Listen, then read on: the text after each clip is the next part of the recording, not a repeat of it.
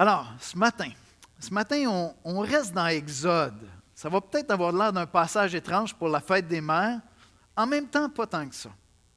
Parce que une des manières qu'un parent, qu'une mère, démontre le plus son amour, c'est par sa patience. Une des manières qu'un parent démontre le plus son amour pour ses enfants, c'est par sa patience. Un parent impatient qui s'impatiente communique difficilement la grâce de Dieu. Et dans le passage de ce matin, qui est dur parce qu'on est en train d'entrer dans les plaies d'Égypte, donc c'est troublant, Dieu est en conflit, Pharaon est en conflit avec Dieu, le peuple va souffrir de l'entêtement de Pharaon. Et éventuellement, Pharaon lui-même va souffrir de ça. Et pourtant, Dieu va nous montrer sa grâce à travers sa patience ce matin, malgré notre entêtement. Et souvent, Dieu nous montre sa grâce envers nous grâce à sa patience, malgré le fait qu'on a la tête dure et le cou raide. On va prier ensemble. Seigneur notre Dieu, on vient dans ta présence ce matin. On a à cœur les mamans qui sont tellement précieuses pour nous, Seigneur. Mais on a à cœur surtout de te connaître toi ce matin. Viens, Père, parler à nos cœurs par ta parole. Viens disposer notre esprit à recevoir ce que tu veux nous donner personnellement, Seigneur. Au-delà du texte, tu as un message que ton esprit veut appliquer, tiré de ce passage, éclairé par ton esprit dans chacune de nos vies, Seigneur. Et ce passage-là nous parle de grâce, de patience, d'obéissance, nous parle de l'entêtement du cœur humain à te résister, Seigneur, et à se priver de tes bontés. Viens, Seigneur, attendrir notre cœur ce matin à travers ta parole. C'est en Jésus-Christ qu'on te prie. Amen. Bon matin. Donc, la lecture de ce matin est dans Exode, le chapitre 7, les versets 14 à 25, dans la nouvelle édition de Genève. Donc, Exode 7, versets 14 à 25. L'Éternel dit à Moïse, « Pharaon a le cœur endurci. Il refuse de laisser aller le peuple. Va vers Pharaon dès le matin. Il sortira pour aller près de l'eau et tu te présenteras devant lui au bord du fleuve. Tu prendras à ta main la verge qui a été changée en serpent et tu diras à Pharaon, « L'Éternel, le Dieu des Hébreux, m'a envoyé auprès de toi pour te dire, « Laisse aller mon peuple afin qu'il me serve dans le désert. Et voici, jusqu'à présent, tu n'as point écouté. Ainsi parle l'Éternel. À ceci, tu connaîtras que je suis l'Éternel. Je vais frapper les eaux du fleuve avec la verge qui est dans ma main, et elle sera changée en sang. Les poissons qui sont dans le fleuve périront, le fleuve se corrompra, et les Égyptiens s'efforceront en vain de boire l'eau du fleuve. » L'Éternel dit à Moïse, « Dis à Aaron, prends ta verge et étends ta main sur les eaux des Égyptiens, sur leurs rivières, sur leurs ruisseaux, sur leurs étangs et sur tous leurs amas d'eau. Elles deviendront du sang. Et il y aura du sang dans tout le pays d'Égypte, dans les vases de bois et dans les vases de pierre. » Moïse et Aaron firent ce que l'Éternel avait ordonné. Aaron leva la verge et il frappa les eaux qui étaient dans le fleuve sous les yeux de Pharaon et sous les yeux de ses serviteurs. Et toutes les eaux du fleuve furent changées en sang. Les poissons qui étaient dans le fleuve périrent, le fleuve se corrompit, les Égyptiens ne pouvaient plus boire l'eau du fleuve, et il y eut du sang dans tout le pays d'Égypte. Mais les magiciens d'Égypte en firent autant par leurs enchantements. Le cœur de Pharaon s'endurcit et il n'écouta point Moïse et Aaron, selon ce que l'Éternel avait dit. Pharaon s'en retourna et alla dans sa maison. Il ne prit pas même à cœur ces choses. Tous les Égyptiens creusèrent aux environs du fleuve pour trouver de l'eau à boire, car ils ne pouvaient boire de l'eau du fleuve. Il s'écoula 7 jours après que l'Éternel eut frappé le fleuve.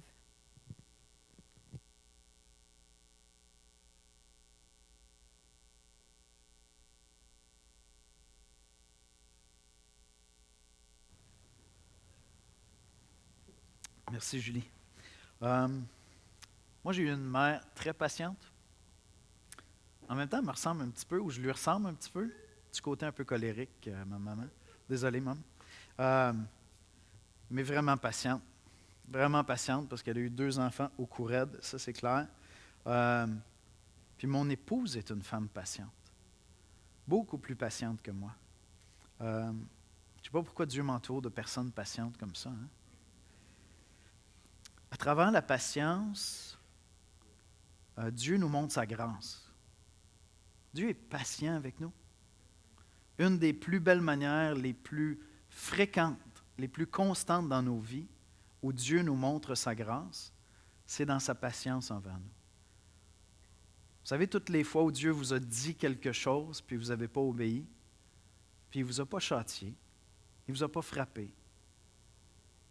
Il y a une série de choses, si je m'assoyais avec chacun d'entre vous, si on prenait des cafés ensemble, on pourrait faire la liste des choses dont Dieu vous parle depuis des années.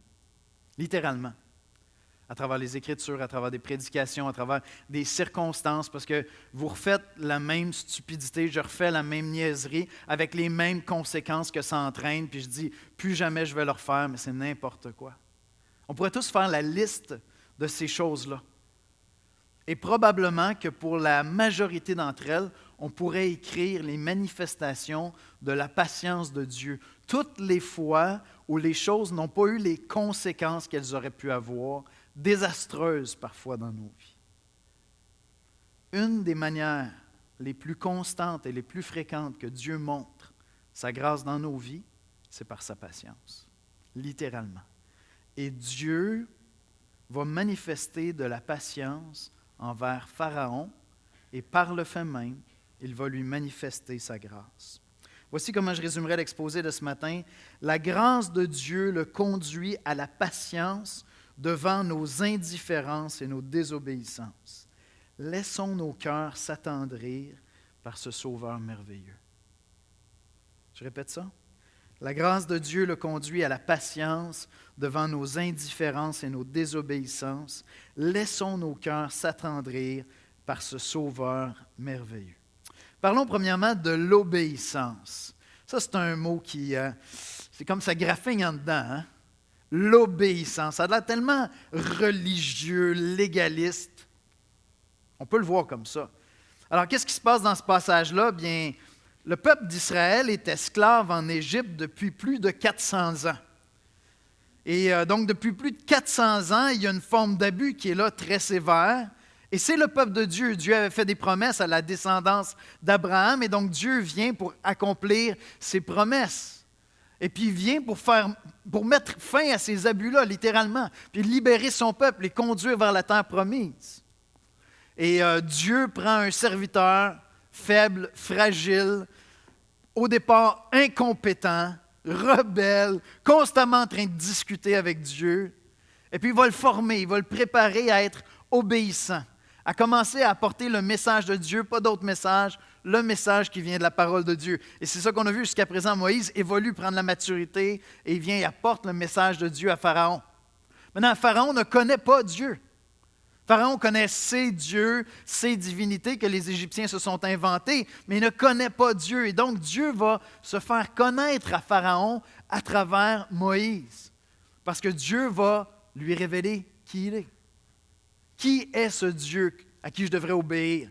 Je ne le connais pas. Je connais mes dieux auxquels je cherche à obéir, mais ton Dieu, je ne le connais pas. Puis Moïse vient en disant, non, je ne viens pas te présenter des divinités qui ont été inventées par les hommes, je viens te présenter le Dieu des cieux, le Créateur de tous les hommes, celui qui est le Dieu de tous les hommes. Même si vous avez des faux dieux, c'est lui ton Créateur. Même si tu ne le reconnais pas, c'est lui qui te donne de vivre, de respirer. C'est lui qui connaît le jour de ta naissance, le jour de ta mort. Même si tu adores d'autres dieux, il est Dieu.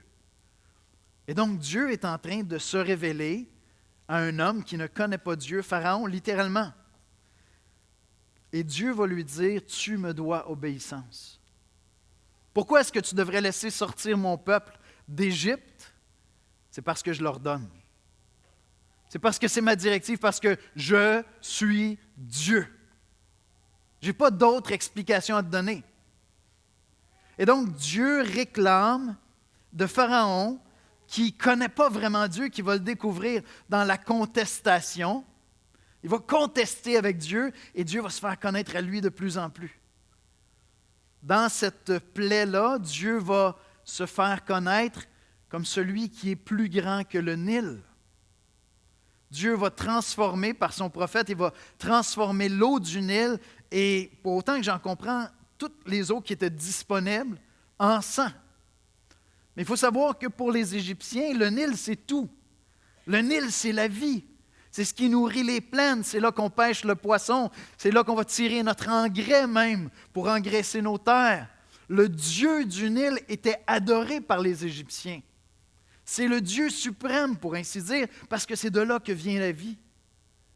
Et Dieu va lui dire à travers mon berger Moïse, avec son bâton de berger, ce vulgaire berger, je vais te faire connaître que le Dieu de Moïse est plus grand que tous les dieux que tu peux concevoir.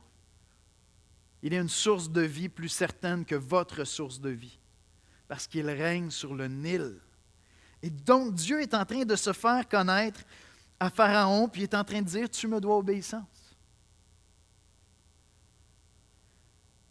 C'est un des thèmes les plus importants de la Bible, l'obéissance, saviez-vous ça? En fait, si on était obéissant, je veux dire, il y a plein de choses qui n'ont pas à être écrites dans les Écritures. Je pourrais résumer toutes les Écritures avec le mot obéissance.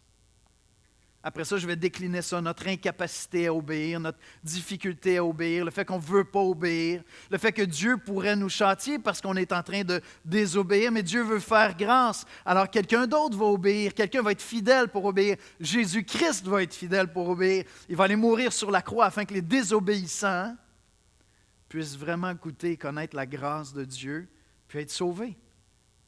Le mot obéir, le thème de l'obéissance, est partout à travers les Écritures. Et si on veut être honnête, pour nous, c'est contre nature.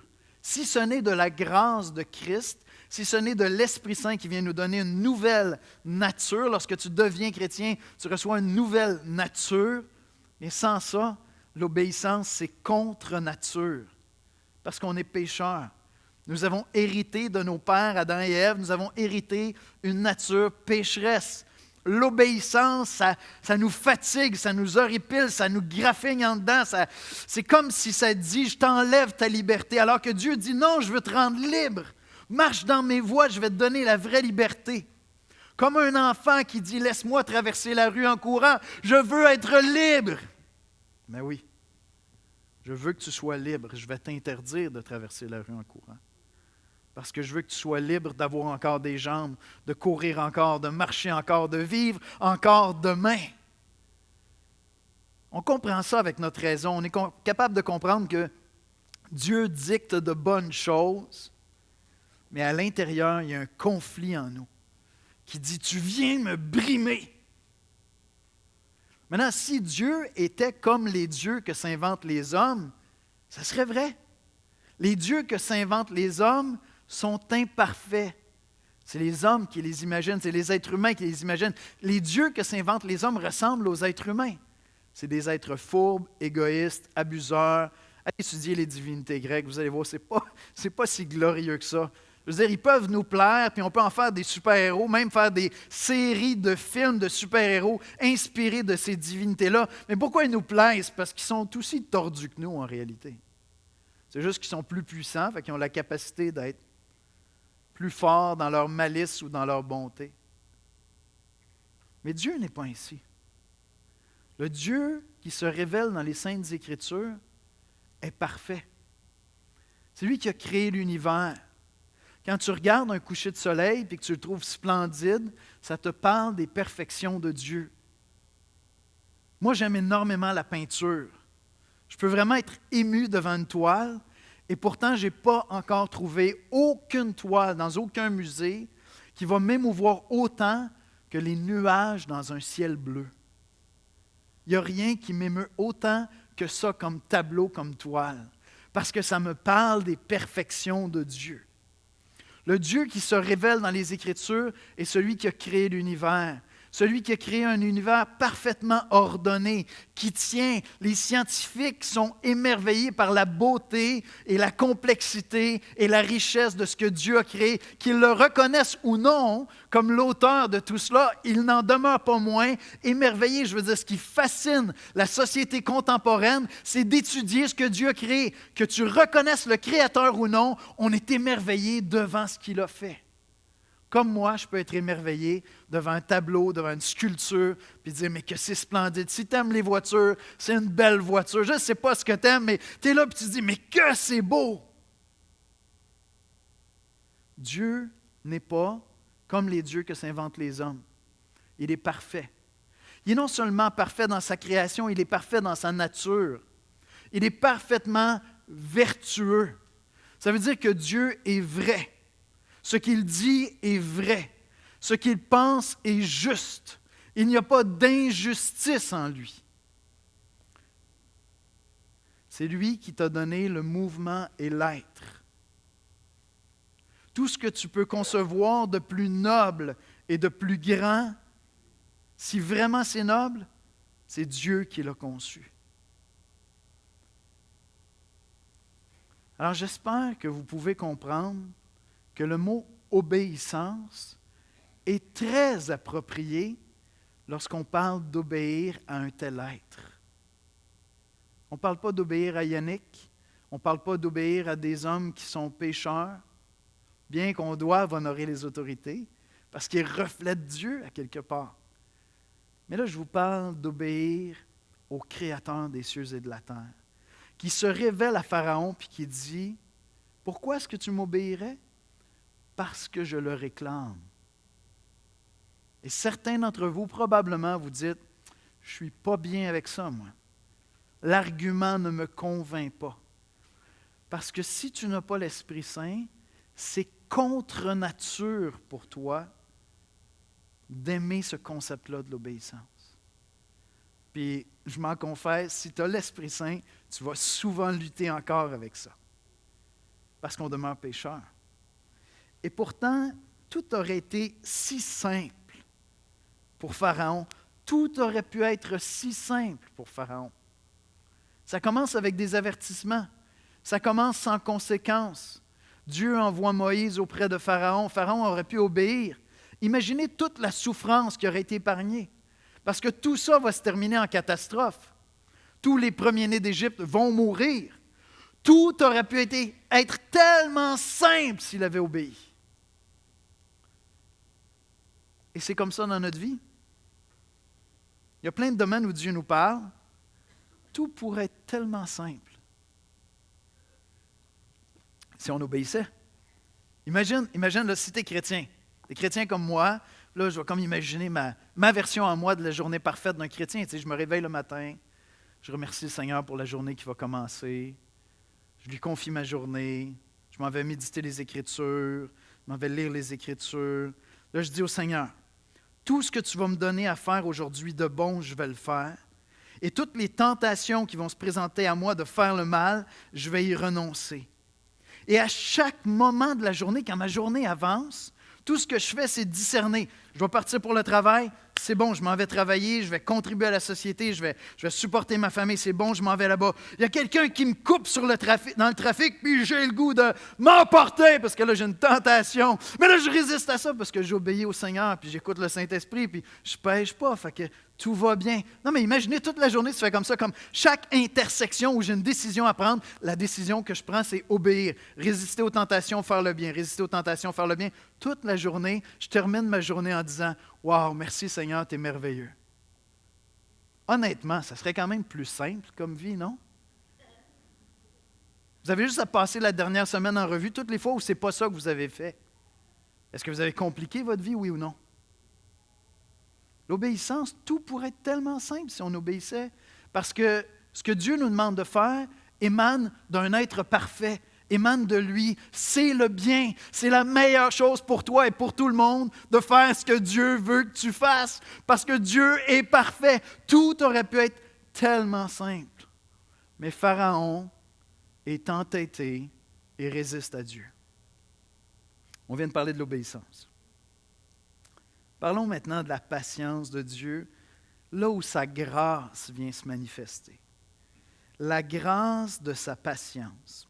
Exode 7, versets 15 et 16.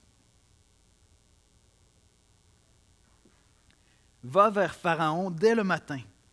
Il sortira pour aller près de l'eau, et tu te présenteras devant lui au bord du fleuve. Tu prendras à ta main la verge qui a été changée en serpent, et tu diras à Pharaon, « L'Éternel, le Dieu des Hébreux, m'a envoyé auprès de toi pour te dire, laisse aller mon peuple, afin qu'il me serve dans le désert. » Et qu'est-ce que Pharaon va faire? il va refuser. Dieu m'a envoyé une autre plaie. Et qu'est-ce que Pharaon va faire? Il va refuser. Puis Dieu va envoyer une autre plaie. Et qu'est-ce que Pharaon va faire? Il va refuser. Est-ce que vous avez déjà réalisé qu'à travers ces plaies, Dieu est en train de manifester la grâce de sa patience? Est-ce que vous voyez que Dieu aurait pu aller à la 10e tout de suite en partant? Ça fait 400 ans que son peuple est esclave. Il y a des moments dans l'histoire de l'Ancien Testament où Dieu pulvérise des peuples entiers. Dieu aurait pu dire, la terre promise est ici, les amis, en Égypte. Tous les Égyptiens vont mourir cette nuit, vous allez les enterrer et on va occuper l'Égypte. Dieu ne demande même pas à Pharaon de croire en lui, vraiment, juste de laisser aller son peuple. C'est la patience de Dieu qui est là à tous les jours, constamment dans nos vies, parce que nous connaissons beaucoup de ce que Dieu attend de nous. Quand je m'assois avec quelqu'un pour discuter un à un puis faire du coaching, j'aime poser cette question-là, puis j'aime essayer de discerner avec la personne. Qu'est-ce que Dieu t'a dit dernièrement? Qu'est-ce que l'Esprit Saint t'a dit dernièrement à travers sa parole, à travers des circonstances, à travers une conviction très forte qui est venue dans ton cœur? Dieu t'a parlé. Tu sais que ça vient de lui parce que ça te porte au bien et c'est conforme à sa parole. C'est Dieu qui t'a parlé. Mais combien de fois on n'écoute pas? Et Dieu est patient. Dieu est gracieux.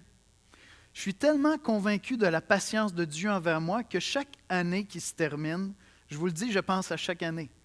Chaque année qui se termine, puis là je dis, je pense que je vais être encore pasteur l'année prochaine. Puis ce n'est pas des blagues que je fais. Je dis, Seigneur, mais que tu es merveilleux de vouloir te servir de moi encore une autre année. Je ne comprends pas. Parce que je suis conscient que je suis tellement imparfait, tellement rebelle par moments. Il y a des choses sur lesquelles tu me reprends depuis le début de ma conversion. Ah, puis je fais des petits pas par en avant, mais boy, que c'est long à changer. Boy, que je suis rebelle. Dieu manifeste la grâce de sa patience envers Pharaon à travers chacune des plaies qui vont venir.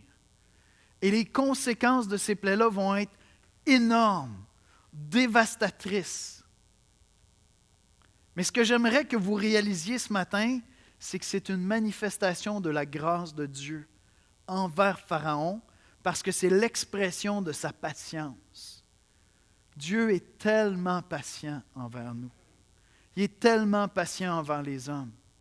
Peut-être que tu es là et tu cherches Dieu un peu, puis tu dis, oui, peut-être le Dieu de la Bible, ok, peut-être pas. Moi, je regarde les guerres, je regarde ces affaires-là, puis je ne sais pas où est-ce qu'il est. Les Écritures sont claires. Un jour, tous les hommes, tous les êtres humains vont passer en jugement devant Dieu. La justice va s'opérer avec une précision et une exactitude où Dieu va tenir en compte, va prendre en considération chacun de nos motifs déviants, chacune de nos pensées cruelles, chacun de nos gestes égoïstes, chacun de nos péchés. Tous les hommes vont comparaître pour ça.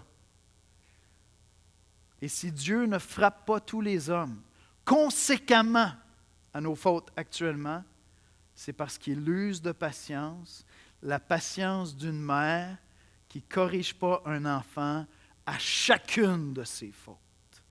La patience d'une mère qui n'est pas en train de suivre son enfant dans la maison, juste pour pouvoir y en envoyer une dès qu'il y a une faute.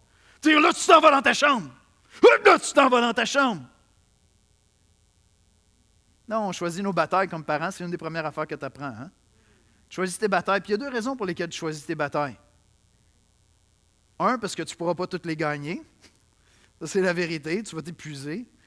Mais deux, c'est parce que cet enfant-là est fait de la même nature que la tienne. puis je veux refléter auprès de mon enfant la grâce que Dieu reflète envers moi. On va avoir des vraies discussions ensemble. Puis des fois, il va y avoir des conséquences. Mais ce n'est pas vrai que tu vas toujours avoir ce que tu mérites. Parce que Dieu, dans sa bonté, ne me donnera jamais ce que je mérite. Il a donné à Christ sur la croix. Il a donné à Christ sur la croix. La grâce de Dieu se manifeste souvent au quotidien dans sa patience, alors qu'il nous parle et nous reprend. Et il nous invite à laisser nos cœurs s'attendrir par cette grâce, puis à obéir enfin. À obéir enfin. Et si tu es à cet endroit-là, puis tu vois ça, tu peux simplement dire au Seigneur, Seigneur, accorde-moi la grâce de t'obéir enfin. Viens, Seigneur, me convaincre entièrement de mon péché, Seigneur. Viens me montrer combien je dois me repentir profondément. Viens faire cette œuvre-là. On dirait que j'entends plus ta voix. On dirait que je l'entends, elle est loin, mais elle ne m'interpelle pas. J'ai comme pas le goût vraiment. Je me demande combien de temps il va falloir que je souffre encore avant vraiment d'expérimenter une repentance. Et Dieu est sensible à des prières semblables. Parce que c'est déjà une prière de repentance. Celle qui confesse, Seigneur, je ne parviens pas à marcher dans ta sainteté, viens à mon secours. Les psaumes sont remplis de ça. Le psaume 119, c'est une prière constante de ça. Seigneur, je serre ta parole dans mon cœur afin de ne pas pécher contre toi. Viens conformer mon cœur à ta loi. Viens disposer mon cœur à faire le bien, Seigneur. La grâce de Dieu se manifeste dans nos vies à tous les jours à travers la patience de Dieu. Et c'est ça que Dieu est en train de révéler à Pharaon. Il est en train de lui révéler, je suis Dieu et tu me dois obéissance parce que je suis Dieu. Je n'ai pas d'autre explication à te donner. Dieu a enseigné ça à Job, Dieu a enseigné ça à David, Dieu a enseigné ça à plein de serviteurs. Et Dieu l'enseigne à Pharaon. Mais Pharaon est entêté et Dieu est patient à travers chacune de ses plaies. Et au fur et à mesure qu'on va avancer à travers ces jugements de Dieu sur l'Égypte, rappelez-vous que c'est une manifestation de la grâce de Dieu à travers sa patience. Et je t'invite ce matin à chercher dans ta vie, là où Dieu actuellement est en train de montrer sa patience envers toi parce qu'il t'a parlé. Parce qu'il t'a parlé. Et pourtant, il ne t'a pas châtié. Mais il t'appelle au bien, puis tu résistes. Dans la patience de Dieu, moi, je vois un Dieu qui veut séduire notre cœur.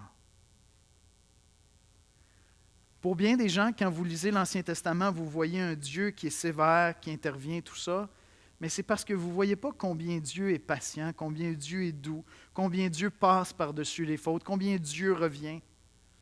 On est en train de cracher au visage de celui qui nous donne de respirer, de vivre, de celui qui fait que j'existe et que je vais exister pour l'éternité. Et il me donne encore un autre respire. Il me donne de me réveiller encore une autre journée. Et là, Dieu nous appelle. Littéralement, Dieu nous fait la cour. Je ne suis pas en train de diminuer Dieu quand je fais ça, comme si Dieu avait besoin de nous. Il n'a tellement pas besoin de nous. Dieu n'avait pas besoin de toi pour être heureux. Il était totalement heureux. Et pourtant, Dieu nous fait la cour. Dans Osée, il dit, je vais te conduire au désert. En parlant du peuple d'Israël qui est rebelle, je vais te séduire encore une fois. Je vais te faire la cour, littéralement. Et ces grands moments qui sont dramatiques, où on voit comment Dieu va déployer des énergies extraordinaires pour attirer notre attention, puis dire, viens à la maison, viens marcher avec moi. Je veux ton bien, je suis là pour toi, je veux prendre soin de toi. La croix qui est tellement graphique, qui est tellement intense, c'est une histoire passionnelle.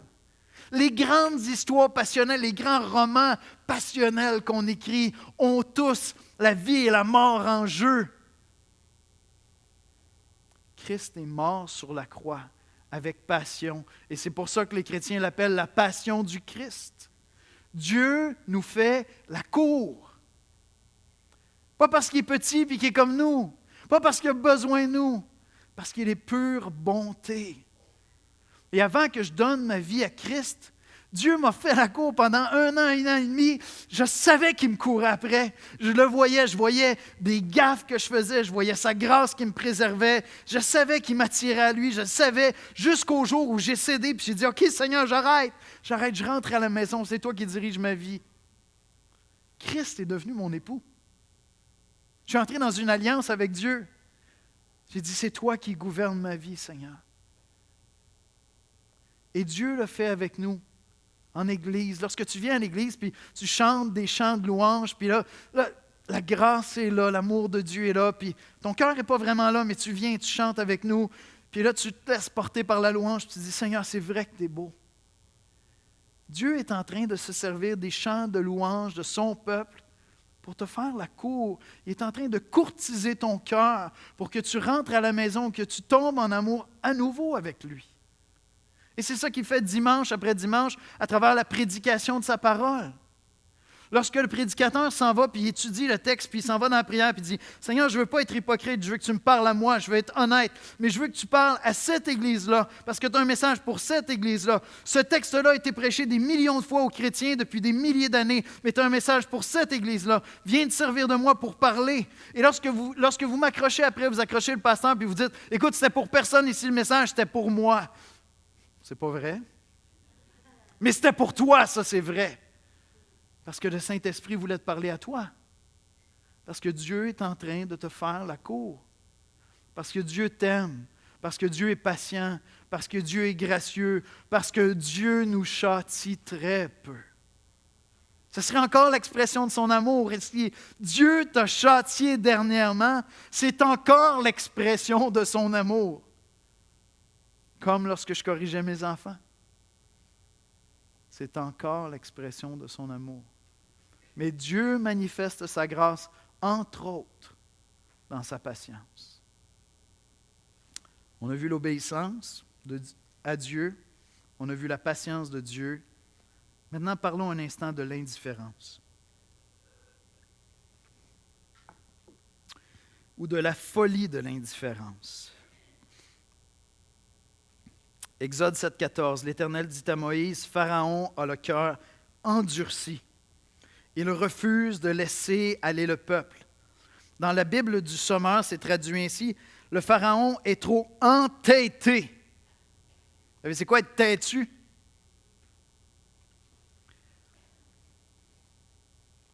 Maintenant, regardez le verset 23. C'est troublant. Puis en même temps, ça nous ressemble tellement. Pharaon s'en retourna et alla dans sa maison. Après que la plaie a été déployée, après que toutes les eaux du pays ont été transformées en sang,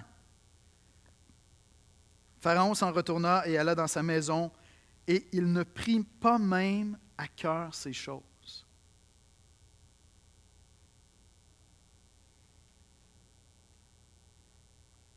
Verset 24-25, tous les Égyptiens creusèrent aux environs du fleuve pour trouver de l'eau à boire, car ils ne pouvaient boire de l'eau du fleuve.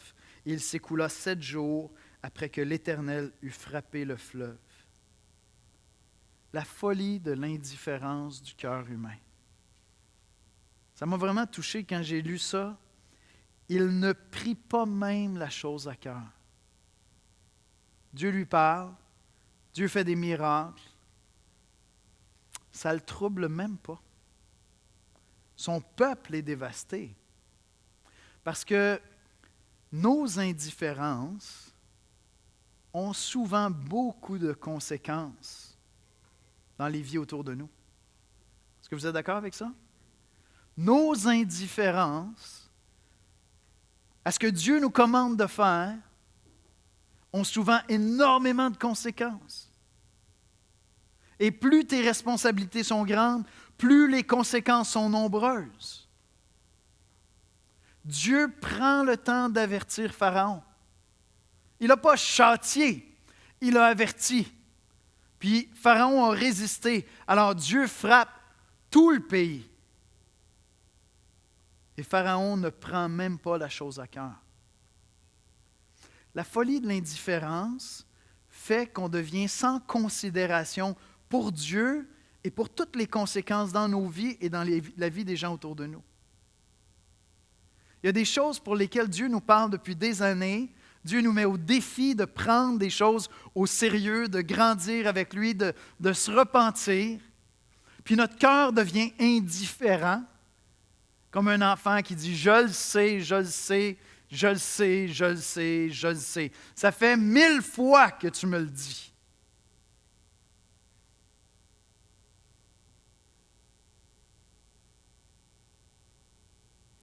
Mais ces choses-là ont des conséquences.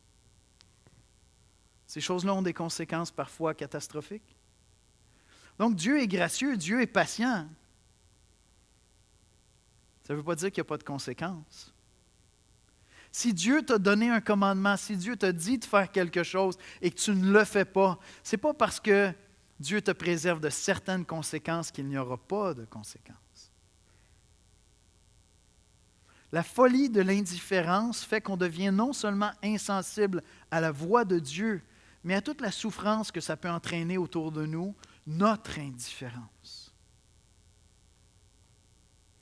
Voyez-vous, à l'Église de l'Espoir, on parle beaucoup de l'Évangile, on parle beaucoup de la grâce, et parfois on peut avoir l'impression, on pourrait croire que cette emphase sur la grâce, c'est comme pour se laisser aller. C'est comme pour se dire de toute façon, c'est couvert par la grâce de Christ. Mais ce n'est pas du tout ça. Ce n'est pas du tout ça. C'est que je ne peux pas trouver la capacité de marcher dans les voies de Dieu sans la grâce de Christ.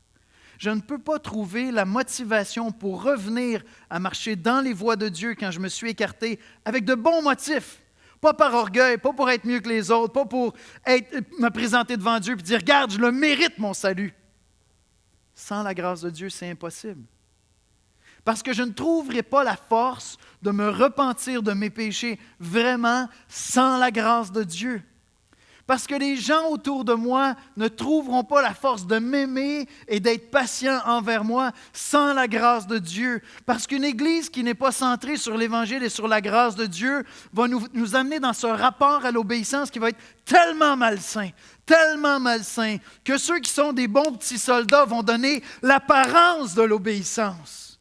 Eux autres, ils sont capables, ils marchent droit, ils obéissent, ils font ce que tu dois faire. Oui, je vais faire ça. Le pasteur nous a dit qu'il fallait faire ça. Moi, je le fais.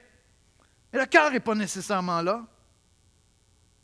Je l'ai dit tantôt, Dieu nous fait la cour. Ce que Dieu veut, c'est une relation passionnelle avec nous. Dieu ne veut pas juste des bons petits soldats. Il veut un cœur qui est consumé de passion.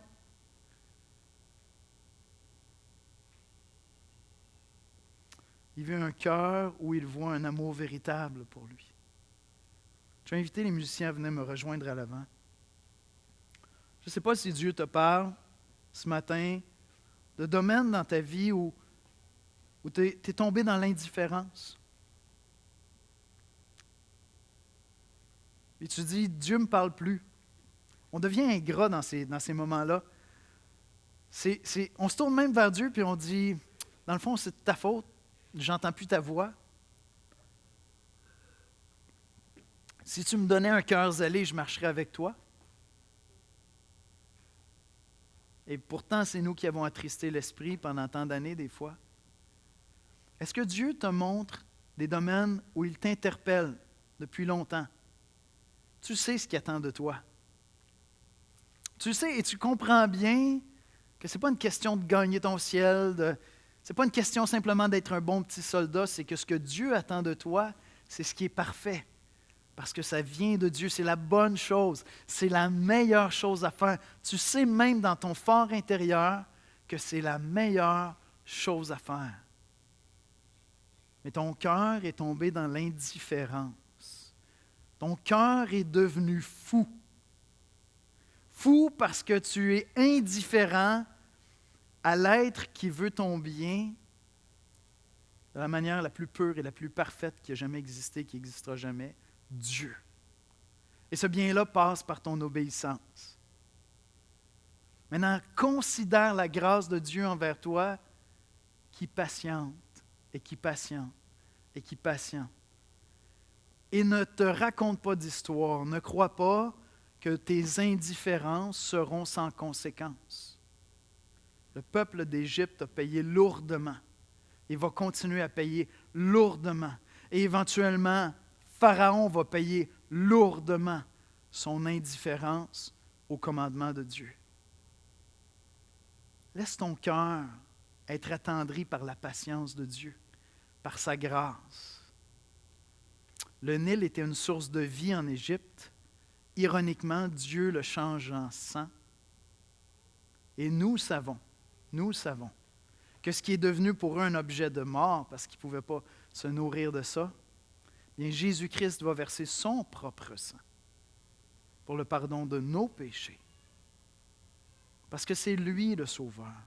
Ce n'est pas vers le Nil, ce n'est pas vers la nature, ce n'est pas vers nos dieux, ce n'est pas vers moi-même que je veux me tourner, c'est vers celui qui est la source de ma vie et de ma vie éternelle. Amen? On va prier ensemble, puis on va adorer le Seigneur. Seigneur Jésus, tu es splendide. Tu es merveilleux. Ta parole est riche. Ta parole est profonde. Ta parole nous interpelle par la puissance des choses que tu fais, comment tu troubles les hommes, Seigneur. Mais en même temps, Seigneur, tu nous montres la dureté de nos cœurs par cette indifférence de Pharaon, cette dureté, cet entêtement à ne pas faire le bien, à persister, à ne pas entendre ta voix, quelles que soient les conséquences dans sa vie et dans la vie des autres autour de lui, Seigneur. Oh Seigneur, comme tu es gracieux. Seigneur, ce matin, on veut célébrer ta patience, comme la patience d'une mère envers ses enfants, comme la patience d'un père envers ses enfants. Et nous voulons voir, Seigneur, dans cette patience, ta grâce, ton amour, ta bonté. Mais Seigneur, donne-nous de ne pas mépriser ta grâce. Au contraire, donne-nous d'être attendris par ta grâce, Seigneur. De ne pas s'entêter comme Pharaon, mais d'écouter, Seigneur, ta voix, d'écouter, Seigneur, ta loi, parce qu'elle est pure, parce qu'elle est bonne. Donne-nous de retourner à ces endroits où tu nous as parlé, où tu nous as dit, voici ce que j'attends de toi. Voici ce qui est la bonne chose à faire. Voici la bonne décision à faire. Donne-nous, Seigneur, de retourner là en larmes, Seigneur, reconnaissant ta patience envers nous, implorant ta grâce. Et Seigneur, si nous sommes châtiés, donne-nous de faire appel à ta grâce. De faire appel à ta grâce pour que tu restaures, parce que tu es le Dieu qui sauve et qui restaure, Seigneur. Donne-nous d'apprendre d'hommes comme Pharaon qui se sont entêtés et d'hommes comme Moïse, Seigneur, qui ont commencé à obéir. Apprends-nous, Seigneur, à trouver notre joie dans ta loi et à l'expérimenter par ta grâce, Seigneur. C'est en Jésus-Christ qu'on te prie. Amen.